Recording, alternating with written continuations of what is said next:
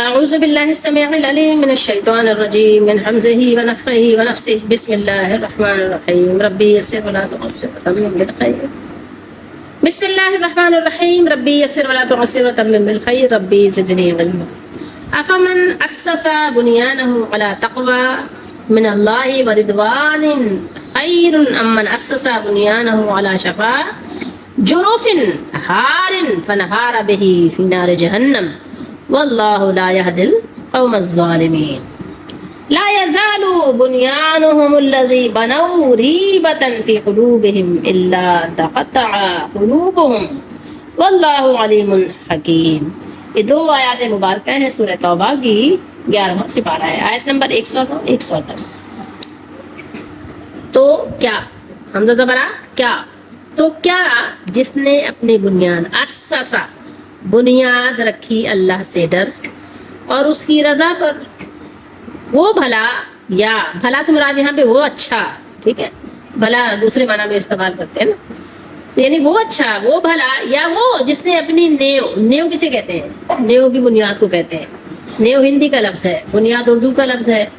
تو یہ نیو ہندی کے لفظ میں کہا ہے نیو چنی، یعنی بنیاد رکھی. چنائی ہوتی ہے نا، بنیادوں کی چنائی نہیں ہوتی اندر سے، اس لیے نیو چنی یعنی بنیاد رکھی ایک گرنے والے گڑھے کے کنارے. تو نیو بتا دوں آپ کو، یہ نیو ہے اور اس کا مطلب بنیاد ہوتا ہے، اور ایک ہوتا ہے نیاؤ.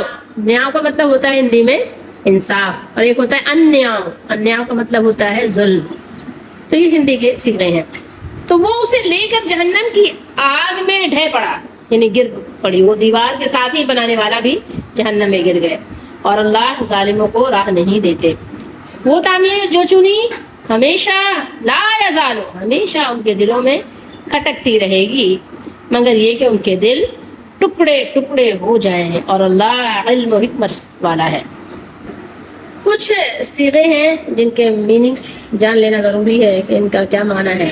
شفا کنارے کو کہتے ہیں، کنارہ. یہ دیکھیے جب کوئی بیمار ہوتا ہے آپ کہتے ہیں اللہ اس کو شفا دے، تو شفا نہیں کہا کریں، کیونکہ شفا ایسی چیز ہے کہ جو تھوڑی دیر کے لیے ہوتی ہے نا. شفا ایک کنارہ ہے نا، انسان اس کے بعد گر جاتا ہے. تو آپ کسی کو بیمار کو شفا نہ کہیں، بلکہ وہ شفا ہے، وہ لفظ شفا ہے. یہ شفا کا مطلب ہوتا ہے کنارہ. یہاں پر ہے کسی یعنی ایسے گڑھے کے کنارے پہ جیسے آپ کھڑے ہوں، اور پھر کیا ہوتا ہے، گڑھے کے کنارے پہ کھڑے ہوں گے تو کیا ہوگا، گر جائیں گے نا، بس یہ بات ہے. جرف تو یہ ندی، نالا، دریا، اس کے کنارہ بھی ہو سکتا ہے، ٹھیک ہے، جس کے نیچے سے پانی مٹی جیسے بہا کر لے گیا ہو اور وہ بس گرنے ہی والا ہو، ایسا کنارہ ہے. یعنی کنارہ کون سا؟ کنارے میں تو کئی طرح کے ہوتے ہیں نا، کہ آپ جیسے کوئی کھائی ہے، آپ اوپر کھڑے ہوئے ہیں اور جہاں آپ کھڑے ہوئے ہیں اس کے نیچے کی مٹی جو ہے نا وہ نکلی ہوئی ہے.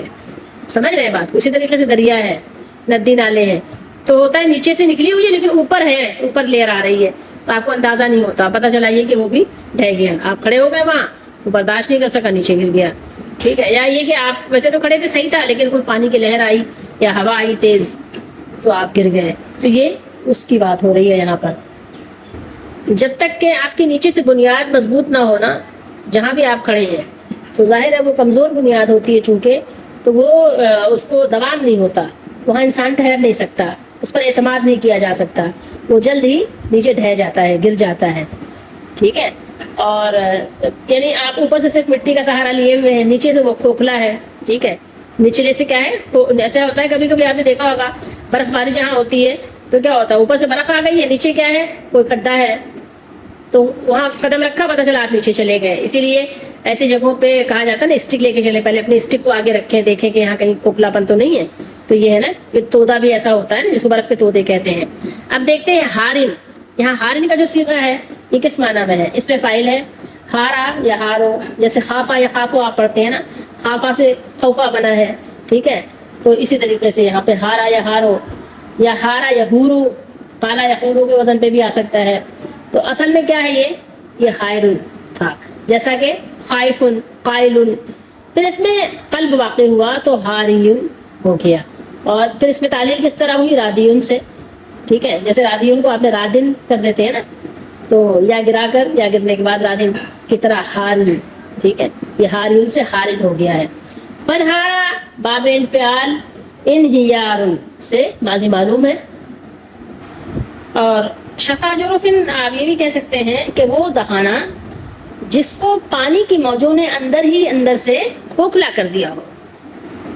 یہاں اگر آپ بات سمجھیں تو آپ کو پتہ چلے گا کہ دو مسجدوں کے فرق کو بیان کیا جا رہا ہے. ہم پیچھے سے پڑھتے آ رہے ہیں تو آپ جب پیچھے سے پڑھیں گے پھر بار بار پڑھیں گے تو آپ کو سمجھ آئے گی کہ یہ کیا بات ہو رہی ہے, کیا بات بیان کی جا رہی ہے. اور آپ کو یاد ہو, ہم نے یہ بھی پڑھا تھا کہ اصل نیکی تو ہے بھی یہ نہیں کہ آپ نے اپنا چہرہ مشرق کی طرف کر لیا یا مغرب کی طرف کر لیا. اصل بات تو سب سے پہلے ایمان لانا ہے, پہلے بنیاد کو مضبوط کرنا ہے, اور ایمان آپ کی بنیاد ہے. اگر آپ کی بنیاد ٹھیک نہیں ہے نا تو پھر آپ کا عمل تو پھر وہ بیکار ہی ہے, وہ ایک کھوکھلے سمجھ لیں کہ دہانے پر ہے جو کسی بھی وقت آپ کو گر سکتی ہے, کہاں پہ لے کے, جہنم میں لے کے گر سکتی ہے. تو یہاں پر دو مسجدوں کا فرق بیان کیا جا رہا ہے, بتایا جا رہا ہے کہ پہلی مسجد کی جن لوگوں نے بنیاد رکھی وہ متقی اور پرہیزگار لوگ تھے, اور ان کا مقصد کیا تھا, ان کی رضا, ان کا مقصد صرف تھا محض اللہ تعالیٰ کی رضا. وہ رضائے مالک کے طلبگار تھے. ان کے پیش نظر مسجد کی تعمیر سے مقصود یہ تھا کہ یہ اسلام کا مرکز بنے اور مسلمان اپنے مولائے کریم کے سامنے سربا سجود ہونے کے لیے اس میں جمع ہوں. اس لیے اس کی دیواریں ایسی مستحکم بنیادوں پر استوار کی گئی ہیں جو کبھی گر نہیں سکتی. ورنہ تو جیسے کیا ہے, آپ کیا کہتے ہیں, مسجد تو بنا دی شب بھر میں, شاعر مشرق نے کہا ہے نا, مسجد تو بنا دی شب بھر میں, ایمان کی حرارت والوں نے, حرارت تھی تھوڑی بہت, بنا دی مسجد بہت جلد, یعنی فٹافٹ مسجد بن گئی. مسجد تو بنا دی شب بھر میں, ایمان کی حرارت والوں نے, پر برسوں میں نمازی بن نہ سکا, من اس کا پرانا پاپی ہے. اللہ تعالیٰ ہم سب کو بچائے. بس اس کو عادت ہو گئی ہے غلط کاموں کی, اس وجہ سے نمازی نہیں بن پایا. مطلب نماز کی رسم تو ادا کر رہا ہے لیکن نماز کی روح کو نہیں جانتا کہ اصل میں نماز کیا ہے. اللہ اکبر کہتا تو ہے لیکن اس کو پتہ نہیں ہے کہ میں کیا کہہ رہا ہوں. تو یہ بات ہے کہ وہ ایمان والے جو ہیں ان کا مقصد, ان کا مقصود یہ ہے کہ میں اپنے مولا کو راضی کروں, اپنے کریم مولا کے سامنے جھکا رہوں, اور اس میں جمع بھی اسی لیے ہوتے ہیں. سمجھ رہے ہیں بات کو. اس لیے اس کی دیواریں ایسی مستحکم بنیادوں پر استوار کی گئی ہیں جو کبھی گر نہیں سکتی, کبھی کمزور نہیں ہو سکتی. لیکن اس کے برعکس دوسرا مکان جو مسجد کے نام سے تعمیر کیا گیا ہے, اگرچہ نام اس کا مسجد رکھا گیا ہے لیکن اس کا مسجد سے تعلق کوئی نہیں ہے. کہاں مسجد اور کہاں یہ صرف نام, مسجد کا نام. تو اس مسجد کو جو صرف نام کی مسجد ہے, اس کا مقصد کیونکہ اسلام کی مخالفت اور مسلمانوں میں کیا کرنا ہے, تفرقہ اندازی ہے, اس لیے اس کی بنیادیں بہت کمزور ہیں, بہت کمزور ہیں, اور ان میں اتنی تاب نہیں کہ وہ چند روز بھی کھڑی رہ سکیں.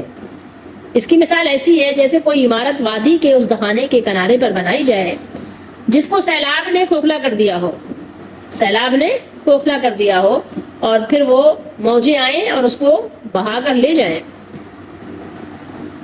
تو ایسی عمارتوں کو دوام اور بقا حاصل نہیں ہوتی. البتہ بقا اور دوام صرف اس عمارت کو مسجد کہیں یا عمل, اس عمل کو میسر ہوتی ہے جو رضا الہی کے لیے کیا جائے, اور جو کام لوگوں کو دکھانے کے لیے, تعریف کے لیے کہ لوگ میری تعریف کریں, میری واہواہی کریں, واہ واہ کیا بات ہے نا, واہواہی کے لیے, ریاکاری کے لیے کیا جائے, وہ جلد ہی کیا ہوتا ہے, برباد ہو جاتا ہے, نیست و نابود ہو جاتا ہے, اس کا نام و نشان مٹ جاتا ہے, وہ زمین بوس کر دیا جاتا ہے. یہ بات سمجھنے کی ہے. جب تک موت کی ضربکاری ان کے دلوں کو پارا پارا نہیں کر دیتی, اس وقت تک جیسے یہ سازشیں انہوں نے کی تھی, تو سازشی لوگوں کے جو یعنی جال ہوتے ہیں اگر وہ ناکام ہو جاتے ہیں تو پھر ان کو بہت اندر سے کہیے کہ ایک خلش ان کے دل میں رہتی ہے, اور وہ اس کو بہت زیادہ محسوس کرتے ہیں. اور پھر کیا کہیں, کاٹو تو خون نہیں, لیکن بہرحال پھر بھی ایسے لوگ جو ہوتے ہیں نا بہت ہی ڈھیٹ قسم کے ہوتے ہیں. لیکن اللہ نے ان کا یہ عشر بیان کیا ہے کہ جب تک یعنی ان کو موت نہیں آئے گی, جب تک یہ لوگ زندہ رہیں گے, تو موت کی ضرب کاری ان کے دلوں کو پارا پارا نہیں کر دیتی. اس وقت تک اس سازش کے ناکام ہونے, اس مکان کے جو مسجد کے نام پہ انہوں نے بنائی تھی منہدم کرنے اور جلا دیے جانے کی حسرت کا کانٹا ہمیشہ ان کے دلوں میں چبھتا رہے گا کہ انہیں حرکتیں ایسی کی تھی, لیکن اللہ تعالیٰ نے ان کی ساری حرکتوں کو کیا کیا, کھول دیا, بیان کر دیا. نبی کریم صلی اللہ تعالیٰ علیہ وسلم پر قرآن نازل ہوا, اور قیامت تک لوگ پڑھتے رہیں گے ان کی حرکتوں کو اور آگاہ ہوتے رہیں گے. اور لیکن باز نہ آنے والے باز نہیں آتے، وہ پھر بھی یہی کام کرتے رہیں گے، مسجدوں کے نام پر لوگوں کو بے وقوف بناتے رہیں گے، اور اس میں فتنہ اور فساد کے لیے فرقے بازیاں ان کی عروج پر رہیں گی، نام اس کا مسجد ہوگا. اللہ تعالیٰ ہم سب کو قرآن و حدیث کی روشنی میں سمجھنے کی توفیق دے کہ ہم بات کو صحیح طریقے سے سمجھ جائیں. شیطان نے انسان کو بڑے دھوکے میں ڈال رکھا ہے، پتہ نہیں کس طرح سے لوگوں کے دلوں پہ پردہ ڈال دیتا ہے کہ سمجھ نہیں پاتے. تو یہ اتنی بڑی مثال ہے ہمارے سامنے، اس سے بہت بڑا سبق لینا چاہیے لوگوں کو، لیکن نہیں لیتے. اللہ نے فرمایا کہ یہ عمارت جو انہوں نے بنائی ہے ہمیشہ ان کے دلوں پر کیا یعنی ایک حسرت بن کر، ایک خلجان بن کر ان کو یعنی بے چین و بےتاب رکھے گی. یعنی ان کے دلوں میں شک اور نفاق رہے گا، کیونکہ یعنی یہ کام انہوں نے جو کیا تھا تو کیا تھا، بعد والے بھی آئیں گے کرتے رہیں گے. انہوں نے بدترین جرم کا ارتکاب کیا ہے، جیسا کہ اللہ تعالیٰ نے بیان کیا کہ بچڑے کے پجاریوں کے دلوں میں گائے کے بچڑے کی محبت رچ بس گئی تھی. کیوں رچ بس گئی تھی؟ مطلب اس لیے کہ وہ ان کو بس جب اللہ کی نافرمانی کرتے ہیں تو وہ گناہوں کی محبت ان کے دلوں میں جگہ بنا لیتی ہے.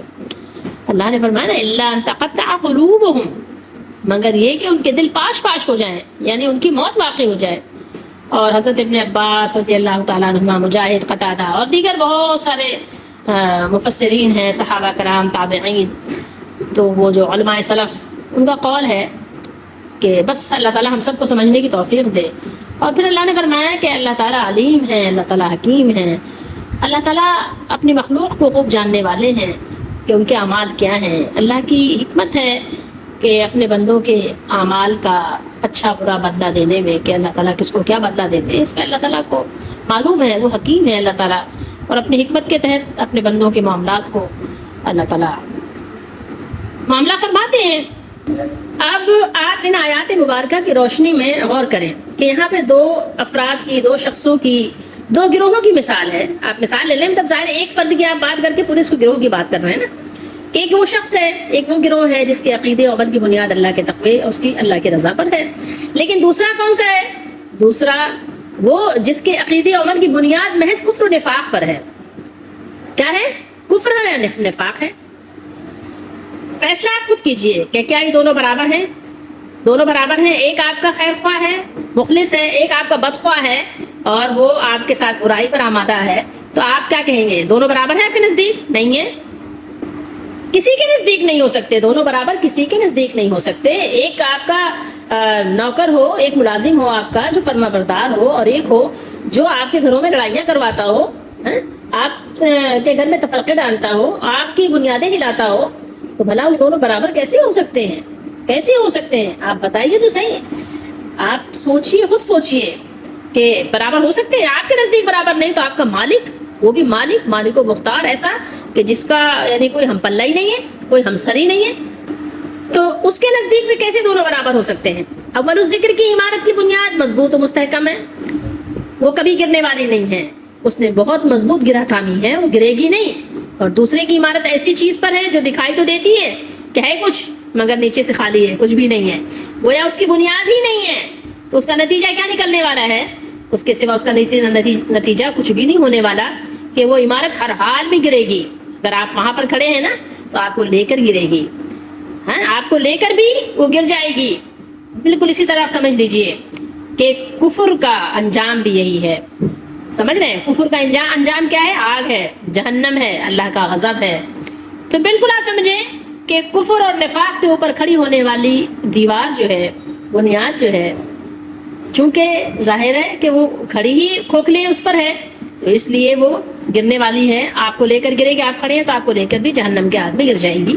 اب یہاں پر آپ اپنے لیے سبق لیں اور دیکھیے آیت مبارکہ کے اس حصے میں بھی غور کیجئے کہ اللہ تعالیٰ ظالم قوموں کو، جو بھی قوم ہے، اب دیکھیں کبھی تو افراد کی بات ہوتی ہے، کبھی ایک شخص کی، ایک فرد کے ساتھ اللہ تعالیٰ سمجھاتے ہیں، اور کبھی پوری قوم کی بات ہوتی ہے. آپ کو پتہ ہے قوم بھی کیا ہے؟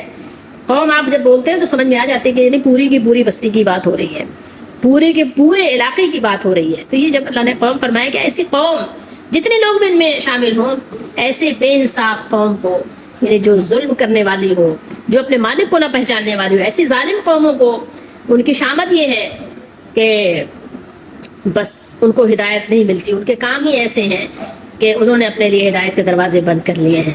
وہ بے انصافی اور وہ ظلم اور جو وہ اپنے مالک کو ناراض کر کے ایسا کر دیتے ہیں کہ ان کو بس شیطان ان کا ساتھی بن جاتا ہے، شیطان ان کا دوست بن جاتا ہے، شیطان ان کا ہم نشین بن جاتا ہے، اور ان کو پھر کبھی راہ راست پر آنے نہیں دیتا، اپنے مولا کی طرف کبھی جانے نہیں دیتا۔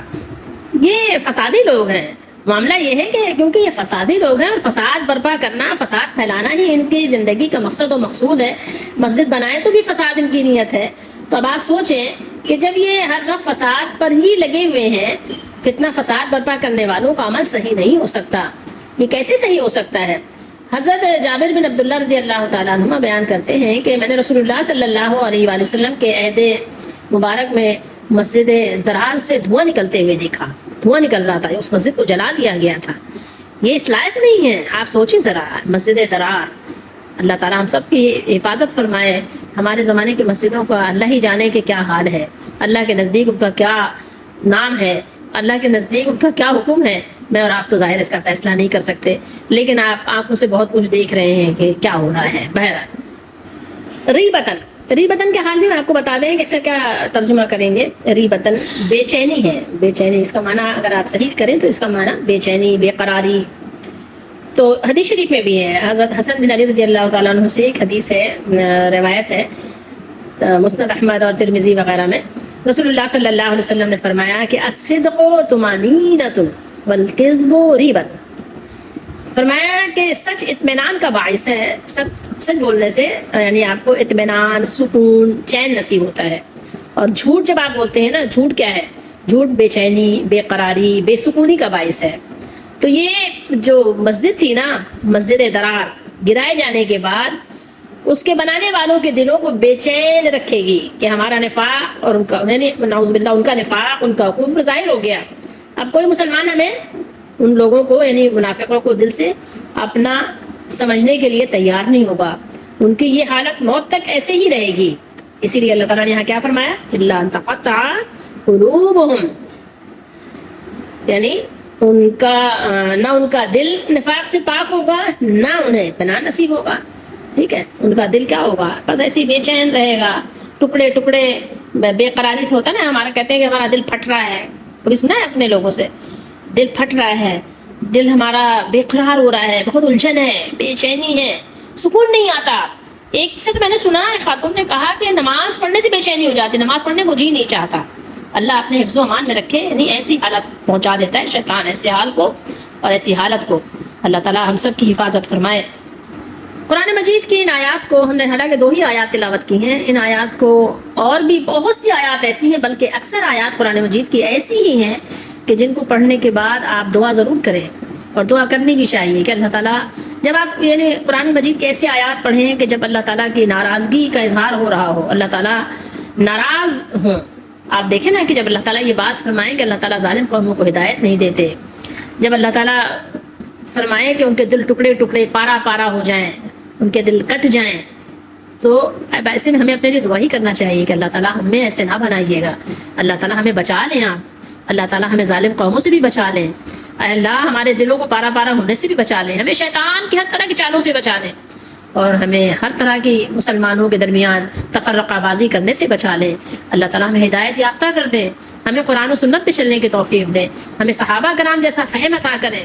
اللہ تعالیٰ اپنی رحمت سے ہمیں رسول اللہ صلی اللہ علیہ وسلم کا طریقہ عطا فرمائیں کہ ہم آپ کے طریقے پہ، آپ کی سنتوں پہ، آپ کے راستے پہ چلیں، اور اللہ تعالیٰ ہم آپ کو راضی کر کے مریں۔ مالک آپ ہی ہماری دعاؤں کو قبول کرنے والے ہیں، اور ہمیں ہر طرح کے فتنوں سے بچا لیں، ہر طرح کے ظالموں سے بچا لیں، ہر طرح کے شریروں سے بچا لیں، ہر طرح کے منافقوں سے بچا لیں، ہر طرح کے کافروں سے، مشرکوں سے بچا لیں، ہر طرح کے نافرمانوں سے، باغیوں سے بچا لیں۔